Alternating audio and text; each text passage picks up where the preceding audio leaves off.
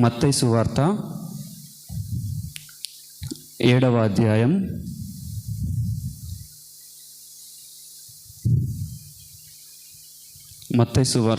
7వ అధ్యాయము 7-8 వచనాలు చదువుకుందాం.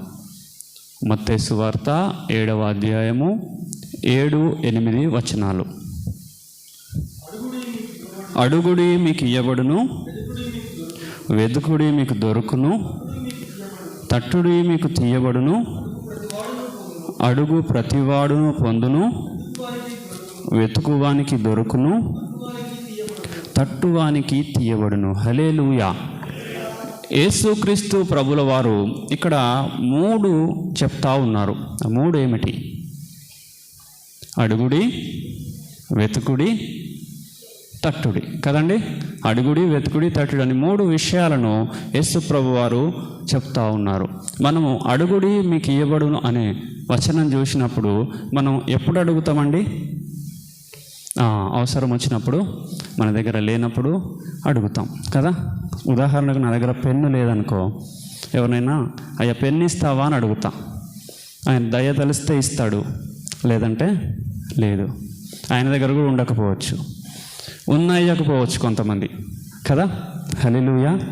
అడుగుడి మీకు ఇయ్యబడును. మనము ఎవరిని అడగాలి? మనుషులను అడగద్దు.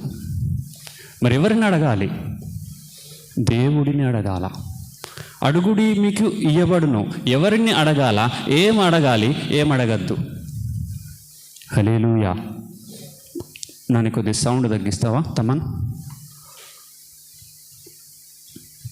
ఈ వైర్లెస్లో హల్లెలూయా. అడుగుడి మీకు ఇయ్యబడును. మనము ఎవరిని అడగాలి, ఏం అడగాలి, ఏం అడగద్దు. మనం అందరం కూడా ఏం అడుగుతామండి దేవుణ్ణి? సాధారణంగా 90% ప్రజలు, అందరు ఇక్కడ ఉన్నారా? హల్లెలూయా. 90% ప్రజలు ఏమడుగుతారు దేవుణ్ణి? దేవా ప్రభువా, నాకు ఇల్లు కావాలి ప్రభువా, నాకు ఇల్లు లేదు ప్రభువా, ఇంట్లో కిరాయి గట్టలేక చేస్తున్న ప్రభువా కదా. కొంతమంది కారు కావాలి ప్రభువా, కొంతమంది ఉద్యోగం కావాలి ప్రభువా, కొంతమంది వివాహము కావాలి ప్రభువా. ఏజ్ దాటిపోతూ ఉంది, కొన్ని రోజులైతే ఇంకెవరైనా ఇస్తారో ఎవరో పిల్లని కదా. కొంతమంది కొన్ని ఇవి అడుగుతూ ఉంటారు. మరి ఇల్లు అడుగుడి మీకు ఇవ్వబడని దేవుని వాక్యం సెలవిస్తూ ఉంది కదా. ఇంటిని అడిగి 4 సంవత్సరాలైనా ఇంటిని పొందుకొని వారు లేరా? హల్లెలూయా. కారు అడిగి 3 సంవత్సరాలైనా పొందుకొని వారు లేరా? ఉద్యోగం అడిగి 2 సంవత్సరాలైనా పొందుకొని వారు లేరా? వివాహం అడిగి సంవత్సరమైనా పొందుకొని వారు, ఇంకా వివాహం కాని వారు, ఇంకా ఉద్యోగం రాని వారు, ఇంకా ఇల్లు లేనివారు, ఇంకా కారు లేనివారు లేరా? హల్లెలూయా. ఉన్నారు కదండి. కార్యం జరగని వారు లేరా? అనేక మంది ఉన్నారు. మరి అదేమిటి? అడుగుడి మీకు ఇయ్యబడునని దేవుని వాక్యము స్పష్టంగా సెలవిస్తూ ఉంది. కానీ అడిగాము, కానీ ఇవ్వబడలే, పొందుకోలే. హల్లెలూయా. ఇల్లు అడిగాం పొందుకోలే, కారు అడిగాం పొందుకోలే, ఉద్యోగం అడిగాం పొందుకోలే, వివాహం అడిగాం పొందుకోలే, ఇంకా ఏదో మాకు కావాల్సింది అడిగాం పొందుకోలే. దేనికి? ఈ ప్రశ్నకు అనేక మంది ఏ సమాధానం చెప్తారంటే, అడిగాము కానీ పొందుకోలేదు, మా ప్రార్థన దేవుడు వినట్లే. హల్లెలూయా. దేవుడికి మా మీద ప్రేమ లేదు, దేవుడు మా కష్టాన్ని చూడట్లేడు, దేవుడు మా మొర వినట్లేడు, అందుకే ఇయ్యట్లే. ఎందుకు ఇయ్యట్లే? హల్లెలూయా. అడుగుడి మీకు ఇయ్యబడును, అడుగు ప్రతివాడు పొందుకొను అని రాయబడి ఉంది 8వ వచనం. అడిగే ప్రతివాడు ఏం చేస్తాడట? పొందుకుంటాడట. మరి మీకు ఎందుకు పొందుకోలేకపోతాను అంటే, చాలామంది ఏం సమాధానం చెప్తారంటే, దేవుడికి మా మీద ప్రేమ లేదు. హల్లెలూయా. మేమంటే ఇష్టం లేదు, మా ప్రార్థన వినట్లేడు, అందుకే మేము ఇల్లు అడిగినా ఇయ్యట్లే, అందుకే మేము కారు అడిగినా ఇయ్యట్లే, అందుకే మేము ఉద్యోగం అడిగినా ఇయ్యట్లే, అందుకే మేము వివాహం అడిగినా ఇవ్వట్లే. హల్లెలూయా. దేవుని నామానికి మహిమ కలుగును గాక. ఒక తండ్రి ఉన్నాడు. ఆ తండ్రి ప్రేమించేటువంటి 10 సంవత్సరాల కుమారుడు ఉన్నాడు. ఎన్ని సంవత్సరాల కుమారుడు అండి? 10 సంవత్సరాల కుమారుడు, 5వ తరగతి 5th క్లాస్ చదివే ఒక కుమారుడు ఉన్నాడు. ఆ తండ్రికి ఆ కుమారుడు అంటే చాలా ఇష్టం. ఎవరికైనా పిల్లలంటే ఇష్టం ఉండదా అండి కదా. కుమారుడు తిమోతన్నకి ఏ కొడుకు ఇష్టం అంటే చెప్తాడా? ఒక రోజంతా అడిగినా చెప్పడు కదా, ఇద్దరు ఇష్టమే. ఇట్లనే తండ్రికి కూడా ఒక కుమారుడు అంటే చాలా ఇష్టం. తన కుమారుడు అంటే, ఆ కుమారుడు చదివేది 5వ తరగతి, ఆ కుమారుడి వయస్సు 10 సంవత్సరాలు. ఒకానొక రోజున ఆ కుమారుడితోటి తండ్రి అన్నాడు, నాన్న నువ్వు అంటే నాకు చాలా ఇష్టం, ఎంత ఇష్టమో మాటల్లో చెప్పలేను, నువ్వు ఏది అడిగితే నేను అది నీకు ఇస్తా. ఏమన్నాడండి? నువ్వంటే నాకు ఇష్టం, నువ్వంటే నాకు ప్రేమ, నువ్వు ఏది అడిగితే అది నీకు ఇస్తా, నువ్వేం కావాలో కోరుకో. హల్లెలూయా. ఈ 5వ తరగతి చదివే ఈ 10 సంవత్సరాల కుమారుడు ఏమడిగాడు తెలుసా? బైక్ కావాలని అడిగాడు. హల్లెలూయా. ఏమడిగిండు? బైక్. అది బహుశా తమనంత ఉంటాడు అనుకుంటా, అటు ఇటుగా 10 సంవత్సరాలు అంటే. ఏం కావాలా? బండి కావాలా, 2 వీలర్ కావాలా. హల్లెలూయా. తండ్రి ఇస్తాడా? ఏమంటాడు తండ్రి? మౌనం అయిపోతాడు. హల్లెలూయా. ఆ తండ్రి ఆ ప్రేమించే కుమారుడికి బైక్ ఇవ్వలేదు. ఏమి ఇచ్చాడో తెలుసా? అరే బైక్ కాదు కానీ నీకు సైకిల్ కొనిస్తా. హల్లెలూయా. ఏమడిగాడండి ఇది కుమారుడు? తండ్రి ఏమిస్తా ఉన్నాడు? సైకిల్.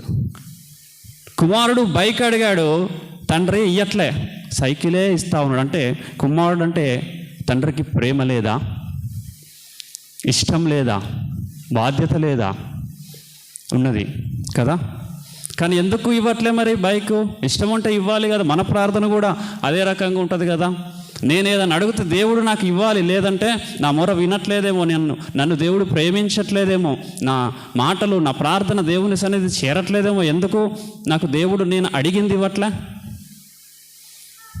హల్లెలూయా. ఈ కుమారుడు ఏమంటాడండి? తండ్రి నువ్వు అడిగావు, మాట తప్పావు, ఏది అడిగినా ఇస్తాను, నువ్వు అన్నవా లేదా? నేను బైక్ అడిగా, నువ్వేమిచ్చావు? సైకిల్ ఇచ్చావు. నేనంటే నీకు ఇష్టం లేదు, నేనంటే నీకు ప్రేమ లేదు అని కుమారుడు అంటా ఉన్నాడు. హల్లెలూయా. దేవుడి నామానికే మహిమ కలుగునుగాక. చాలాసార్లు నువ్వు అడిగింది దేవుని దగ్గర నుండి పొందుకోవట్లేవంటే కారణము దేవునికి నీ మీద ప్రేమ లేదని కాదు, దేవుడు నీ ప్రార్థన వినట్లేదని కాదు, దేవుడు నీ మొర ఆలకించట్లేదని కాదు, కానీ దాని వలన నీకు క్షేమము కాదేమో. ఈ కుమారుడికి బైక్ కొనిస్తే క్షేమమా అండి? తమన్ పాలకి బైక్ కొనిస్తే క్షేమమా?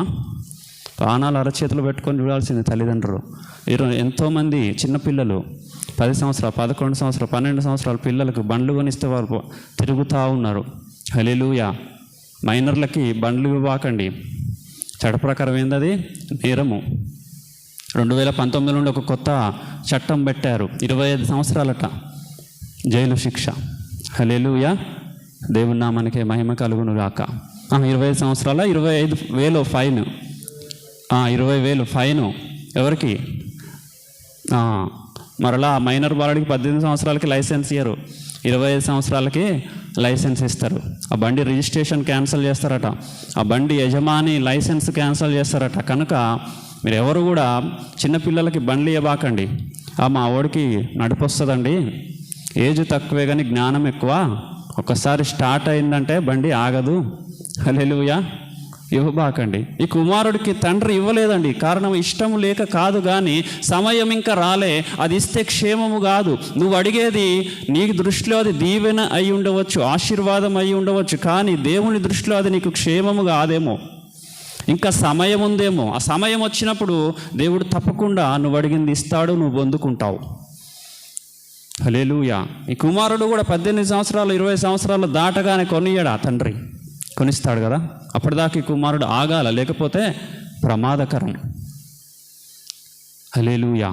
అసలు మనం ఎందుకు అడుగుడి మీకు ఇయ్యబడును అనగానే ఇవన్నీ అడుగుతూ ఉంటాం? ఇల్లు, కారు, ఉద్యోగము, వివాహము, ఇవన్నీ ఎందుకు అడుగుతామంటే మన దృష్టిలో ఇదొక దీవెన కదా, ఇదొక ఆశీర్వాదము.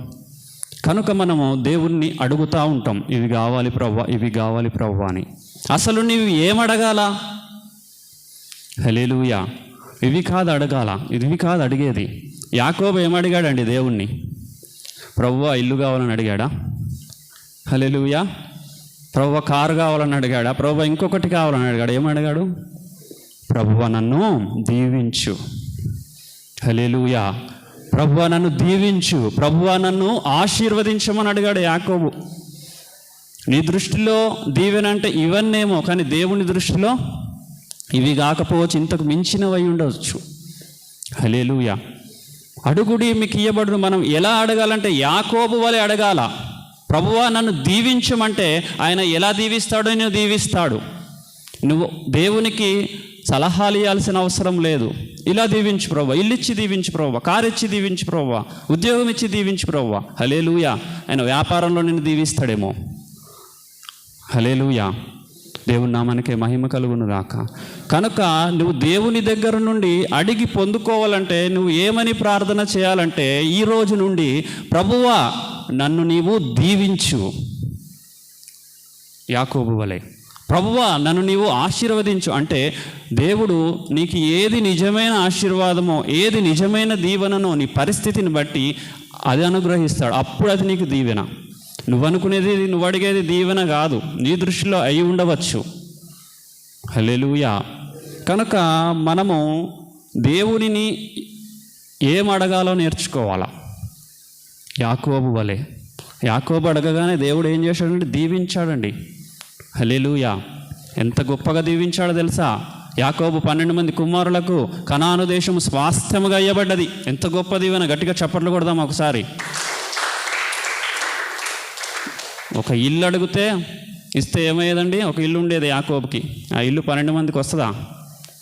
కొట్టుకుంటారు, ఆ ఇల్లు నాది, నాది నాది అని 12 మంది కదా. హల్లెలూయా. కానీ ఏం చేశాడు దేవుడు? ఇశ్రాయేలు పాలు తేనెలు ప్రవహించే దేశాన్ని తన కుమారులకు స్వాస్థ్యముగా ఇచ్చాడు. అంటే దేవుని దృష్టిలో దీవెన అనేది గొప్పది, నీ దృష్టిలో దీవెన అనేది చిన్నది. కనుక నువ్వు దీవించమని అడగాల. ఇలా దీవించి అలా దీవించని అడగడానికి లేదు. శ్రేష్టమైనది అడగాల దేవుణ్ణి. హల్లెలూయా. క్షయమైనది అడగాల. సొలొమోను ఏం అడిగాడండి? ఇవేం అడగలే. వివేకము కలిగిన హృదయం అడిగాడు. జ్ఞానము నాకు కావాలా, జ్ఞానము నాకు కావాలా ప్రభువా అని అడిగాడు కదా. వాటితో పాటు ఐశ్వర్యము ఘనత కూడా ఇచ్చాడు దేవుడు. హల్లెలూయా. చూశారా సొలొమోను ఎంత గొప్పగా అడిగాడు, యాకోబు ఎంత గొప్పగా అడిగాడు. మనం ఏం అడుగుతున్నాం? హల్లెలూయా. అడుగుడు ఇయ్యబడును అనగానే మనం ఏం అడుగుతా ఉన్నాం? దేవుని నామానికే మహిమ కలుగునుగాక. తర్వాత వెతుకుడి మీకు దొరుకును. ఎప్పుడు వెతుకుతామండి మనం? ఏదైనా పోగొట్టుకున్నప్పుడు వెతుకుతాం కదా. ఉదాహరణకు మన బండి తాళం పోయిందనుకోండి, తాళపు చెవి పోయిందనుకోండి, ఏం చేస్తాం? వెతుకుతూ ఉంటాం. ఇంటి తాళం పోయిందనుకోండి, వెతుకుతూ ఉంటాం. దొరకకపోతే తాళం పలగొడతాం కదా. ఏదైనా పోగొట్టుకున్నప్పుడు మనం వెతుకుతాం. ఈ రోజున నువ్వు ఏమి పోగొట్టుకున్నావు? ఈ పరిశుద్ధ మందిరంలో ప్రతికూల వాతావరణంలో కూర్చొని దేవుని వాక్యాన్ని వింటున్న నీవు నీ ఆత్మీయ జీవితంలో దేనిని పోగొట్టుకున్నావు? దానిని వెతకాలా. హల్లెలూయా. భౌతిక జీవితంలో ఏమైనా పోగొట్టుకొని ఉండవచ్చు దేవుని కొరకు, దాన్ని విడిచిపెట్టేసాయి. హల్లెలూయా. నా నిమిత్తం ఇళ్ళనైనను అన్నదమ్ములనైనా అక్క చెల్లెలనైనను భూములనైనను విడిచిపెట్టిన వాడు ఈ భూమి మీద 100 రెట్లు పొందును, అదిగాక నిత్య జీవమును స్వతంత్రించుకుంటాడు. దేవుని వాక్యం సెలవిస్తూ ఉన్నది కనుక దేవుని కొరకు ఈ భూమి మీద నీవేదైనా విడిచిపెడితే దాన్ని లెక్క చేయమాక. హల్లెలూయా. దేవుని నామానికే మహిమ కలుగును గాక. నీవు ఆత్మీయ జీవితంలో ఏం పోగొట్టుకున్నావు? ఈ ప్రశ్న నీవు ఎప్పుడైనా వేసుకున్నావా? హల్లెలూయా. మేమేం పోగొట్టుకోలేదండి, అన్నీ మా దగ్గరే ఉన్నాయి. హల్లెలూయా. మేమేం పోగొట్టుకోలే. ఏం పోగొట్టుకున్నామని మేము వెతకాలా?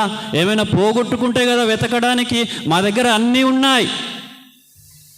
హల్లెలూయా. ఏమున్నాయి? అన్నీ ఉన్నాయి, ఏం పోలే. హల్లెలూయా. నీ ఆత్మీయ జీవితంలో నువ్వు పరిశుద్ధతను పోగొట్టుకున్నావా? ఎప్పుడైనా పరిశీలన చేసుకున్నావా? బాప్తిసము తీసుకున్న కొత్తలో, మందిరానికి వచ్చిన కొత్తలో, ప్రభువుని నమ్ముకున్న కొత్తలో పరిశుద్ధంగా జీవించావేమో. ఇప్పుడు కొద్దిపాటి అపవిత్రత నీలోకి వచ్చిందేమో. ఇప్పుడు నువ్వేం చేయాలో తెలుసా? ఇప్పుడు నువ్వేం ఎతకాలో తెలుసా? నీవు పోగొట్టుకున్నటువంటి పరిశుద్ధతను వెతకాల. హల్లెలూయా. వెతుకుడి మీకు దొరకునని దేవుని వాక్యం సెలవిస్తూ ఉంది. నీవు ఏమి పోగొట్టుకున్నావో మొదట నీవు పరిశీలన చేసుకొని వాటిని వెతికినప్పుడు అది నీకు దొరుకుతుంది. హల్లెలూయా. పరిశుద్ధతను పోగొట్టుకున్నావా? పరిశుద్ధతను వెతుకు. నీతిని పోగొట్టుకున్నావా? మొట్టమొదట్లో నీతిగా జీవించేవాడివా? ఇప్పుడు పరిస్థితుల వల్ల కొద్దిగా నీతిమంతత్వము తగ్గిందా? వెంటనే నువ్వు నీతిని వెతకాల. హల్లెలూయా. యథార్థతను పోగొట్టుకున్నావా? ప్రభువుని నమ్ముకున్న కొత్తలో, దేవుని మందిరానికి వచ్చిన కొత్తలో, బాప్తిసం తీసుకున్న కొత్తలో చిన్న అబద్ధం ఆడడానికి కూడా ఆలోచించేవాడివేమో. ఇప్పుడు ఇష్టం వచ్చినట్టు అబద్ధాలు ఆడుతున్నావా? ఇష్టానుసారంగా జీవిస్తున్నావా? అయితే నువ్వు యథార్థతను వెతకాల. ఎందుకంటే నువ్వు యథార్థతను పోగొట్టుకున్నావు. హల్లెలూయా. దేవుని నామానికి మహిమ కలుగును గాక. దేవునితో సహవాసాన్ని పోగొట్టుకున్నావా? అయితే దేవునితో సహవాసాన్ని వెతకాల. దేవుని మందిరానికి వచ్చిన కొత్తలో ప్రతి ఆదివారం తప్పకుండా దేవుని మందిరానికి వచ్చుటయే కాక మధ్యలో కూడా మధ్యలో వచ్చి అయ్యో నా సంఘం ఎలా ఉంది, అయ్యో నా మందిరం ఎలా ఉంది, అయ్యో నా దైవ సేవకుడు, నా దైవ సేవకుడి కుటుంబము ఎలా ఉందని ఆరాధించేవాడివేమో. హల్లెలూయా. ఇప్పుడు ఆ దేవునితో సహవాసాన్ని, ఆ సంఘముతో సహవాసాన్ని పోగొట్టుకున్నావా? నెలలో ఒకసారో రెండుసార్లు దేవుని మందిరానికి వస్తూ ఉన్నావా? హల్లెలూయా. అయితే నీవు దేవునితోటి సహవాసాన్ని పోగొట్టుకున్నావు. ప్రతిరోజు ప్రార్థన చేయట్లేదా? అయితే నీవు దేవునితోటి సహవాసాన్ని పోగొట్టుకున్నావు.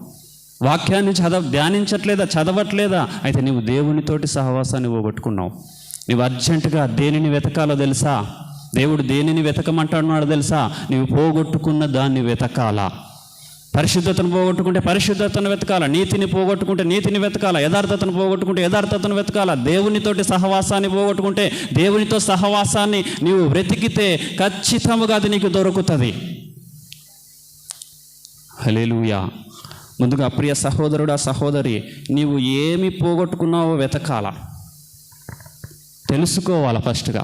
చాలామంది నేనేం పోగొట్టుకోలేదు, నేను మంచిగానే ఉన్నా కదా, నా ఆత్మీయ జీవితంలో నేను సూపర్ కదా, ఇంకేంటి నేను వెతకేది, దేవుడు ఏంది అలా వెతకమని చెప్తున్నాడు కొత్తగా. హల్లెలూయా. ఎక్కడో మిస్ అయ్యావు. అందుకే ఈ రోజున దేవుడు నీతో మాట్లాడుతూ ఉన్నాడు. నువ్వు మిస్ అయినది ఏమిటి, నువ్వు పోగొట్టుకున్నది ఏమిటి? సహోదరుడా, వెతుకు. బైబిల్ గ్రంథంలో లూకా సువార్తలో యేసు ప్రభు వారు ఒక స్త్రీ కొరకు చెప్తాడండి. ఏ స్త్రీకైనాను 10 వెండి నాణములు ఉన్న ఎడల వాటిలో ఒక నాణెము పోగొట్టుకుంటే ఏం చేస్తుందంట ఆ స్త్రీ? హల్లెలూయా.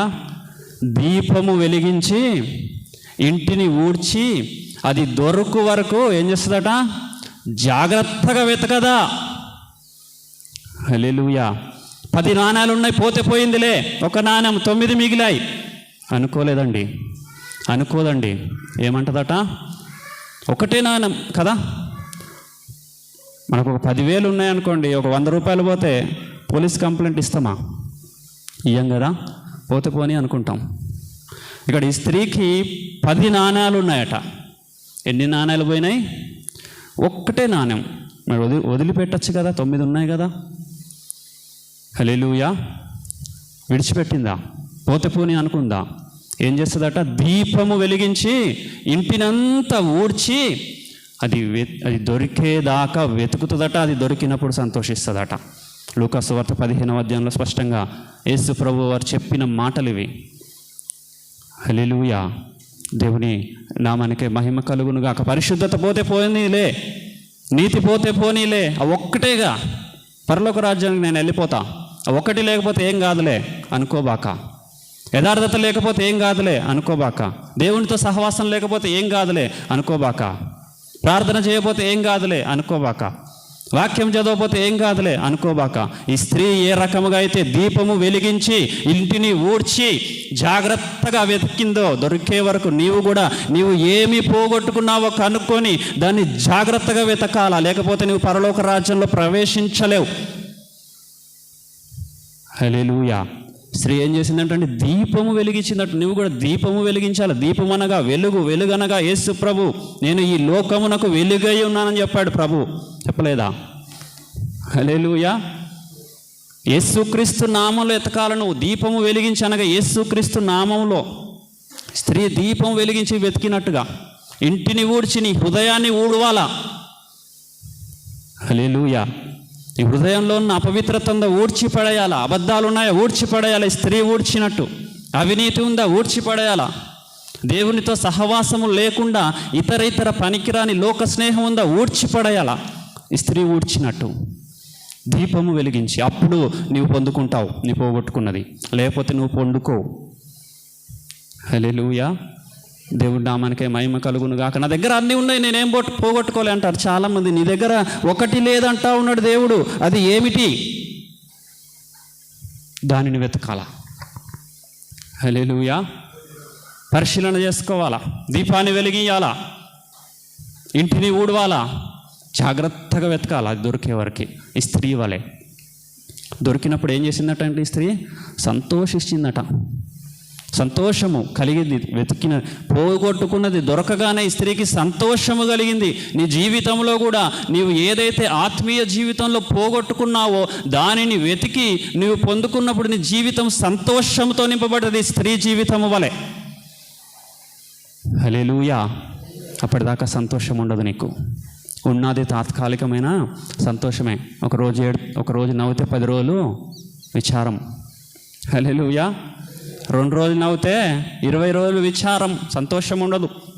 ఈ స్త్రీకి సంతోషం లేదు. హల్లెలూయా. దొరికినప్పుడే సంతోషం. నీవు కూడా నువ్వు పోగొట్టుకున్న దాన్ని దొరికించుకున్నప్పుడే నీకు సంతోషము, నీ ఆత్మీయ జీవితం.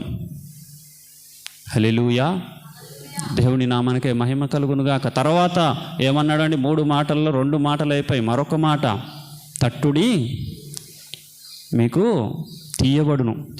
హల్లెలూయా. తట్టడం అంటే, హల్లెలూయా, మనం ఎప్పుడు తడతామండి?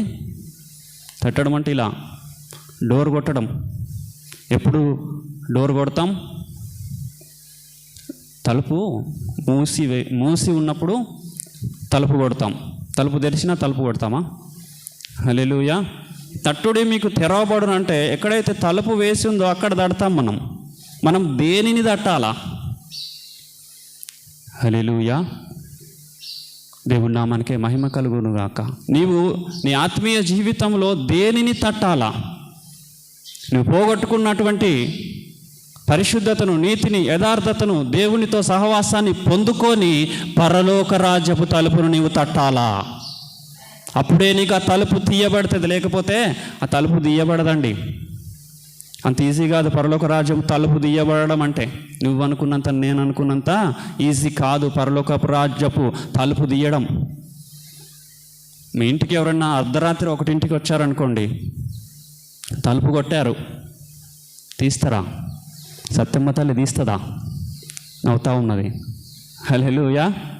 అర్ధరాత్రి 1 గంట అవుతా ఉంది, తలుపు కొడతా ఉన్నారు, టక టక టక టక. ఏం చేస్తారండి? సాధారణంగా అందరు చేసేది కిటికీ తీసి కొద్దిగా మళ్ళా 1 ఇంచో 2 ఇంచులో చూసి ఆ కిటికీలో నుంచి చూసి, ఎందుకు ఎక్కువ తీస్తే ఆ కిటికీలో నుండి కర్రో రాయో అర్ధరాత్రి వేసి తలకాయ వెలిగిందంటే లేనిపోని చికాకు కదా. కిటికీ తీసి కొద్దిగా చూస్తారు ఫస్ట్. ఎవరు 1 తలుపు తీయరండి డైరెక్ట్ కదా. కిటికీ తీసి ఎవరున్నారు చూస్తారు. అప్పుడు ఎవరైనా తెల్ల చీర కట్టుకొని ఉంటే అంతే సంగతి, గుండెలు ఆగిపోతాయి. అర్ధరాత్రి 1 గంటకు తెల్ల చీర కట్టుకుంటే ఏంది అర్థం? అదే ఏది? హల్లెలూయా. దేవదూత కూడా తెల్లటి వస్త్రాలు వేసుకుంటారు. దేవదూత అనుకోవచ్చు కదా. మన నెగిటివిటీ చూడండి. యేసునామంలో మన నెగటివిటీ పోవును గాక. హల్లెలూయా. దేవదూత ఏ వస్త్రాలు వేసుకుంటుంది?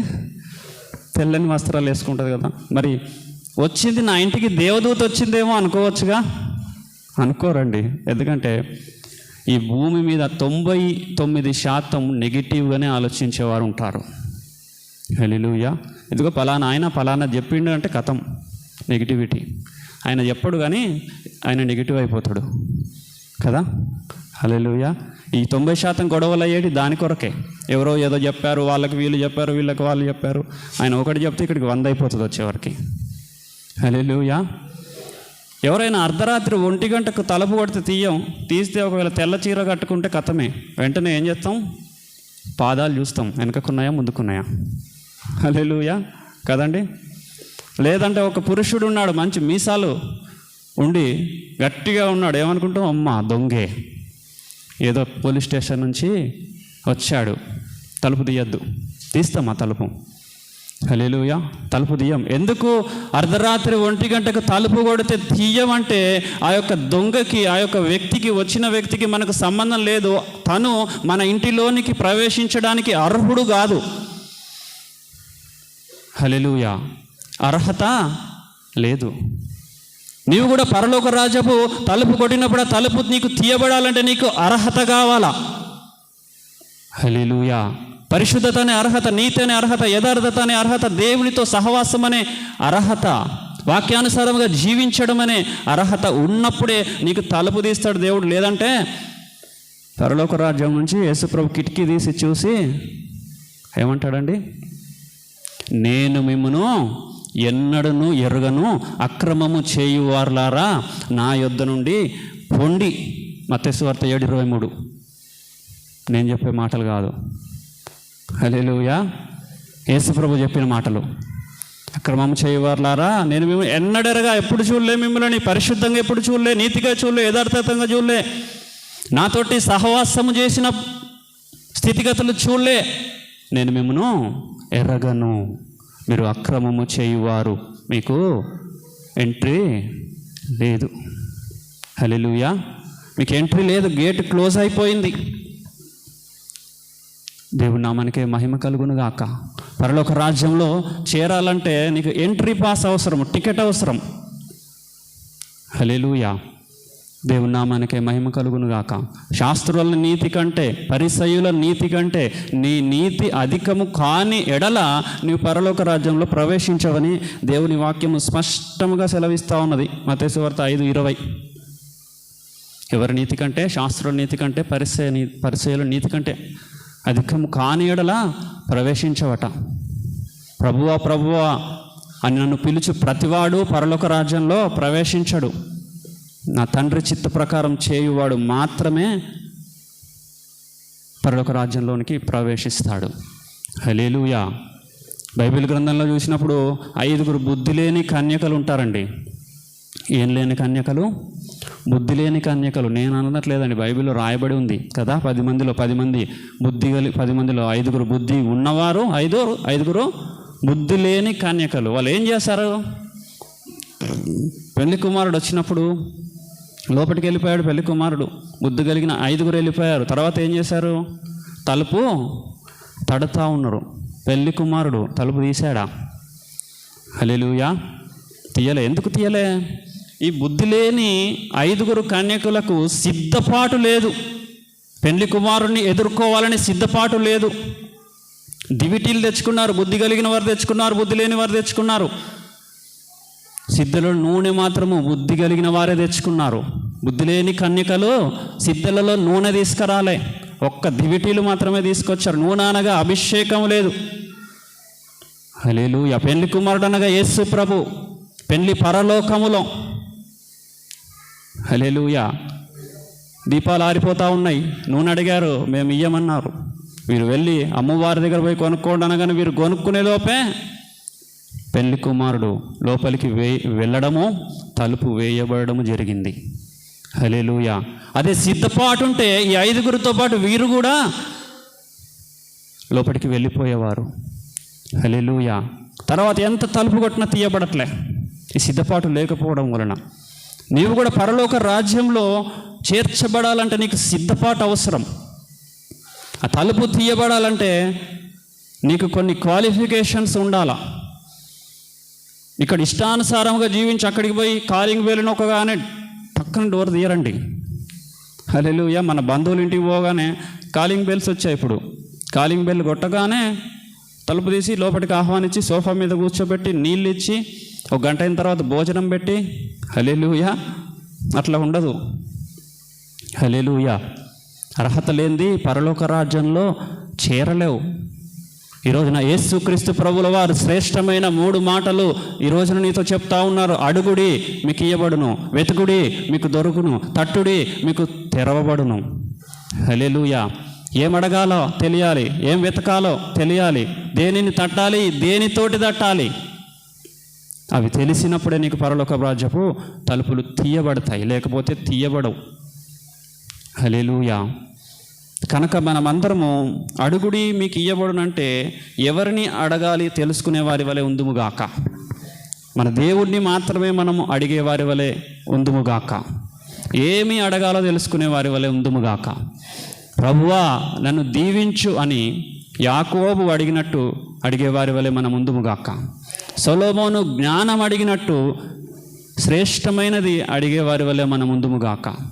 వెతుకుడి మీకు దొరుకును. ఏమి వెతకాలా? ముందుగా ఏం పోగొట్టుకున్నాం, మనం ఏం పోగొట్టుకున్నామో పరిశీలన చేసుకొని, స్త్రీ వలె దీపము వెలిగించి పరిశీలన చేసుకొని ఏం పోగొట్టుకున్నాం? పరిశుద్ధతన, నీత, యథార్థతన, దేవునితో సహవాసమా, అందులో ఏ ఒక్కటి లేకపోయినా నువ్వు పరలోక రాజ్యంలో చేరవు. నేను చదువుకున్నప్పుడు 35 మార్కులకు పాస్. మరి మీకు ఎంతమందికి తెలుసో కదండి. ఇప్పుడేదో గ్రేడ్స్ వచ్చాయి, 9.5, 6.5, 7.5. ఆ 0.5 లేదో మనకు తెలియదు, కానీ నేను చదువుకున్నప్పుడు 35 వస్తే పాస్, లేకపోతే గెట్అవుట్ కదా. ఇప్పుడు 34 వచ్చాయనుకోండి, ఒకటి మిస్ అయింది, పాస్ ఆఫ్ ఎలా? హల్లెలూయా. నీతి ఉంది, యథార్థత ఉంది, దేవునితో సహవాసం ఉంది, పరిశుద్ధత లేదు, పాస్ ఆఫ్ ఎలా? హల్లెలూయా. కనుక నువ్వు పోగొట్టుకున్న ఆ ఒకటి ఏమిటి? అది కూడా నీకు అవసరం. ఒక్క మార్క్ తోటి ఎట్లా పాస్ అయినట్టో ఒకటి కూడా నీకు అవసరం. దానిని కూడా వెతకమంటా ఉన్నాడు దేవుడు.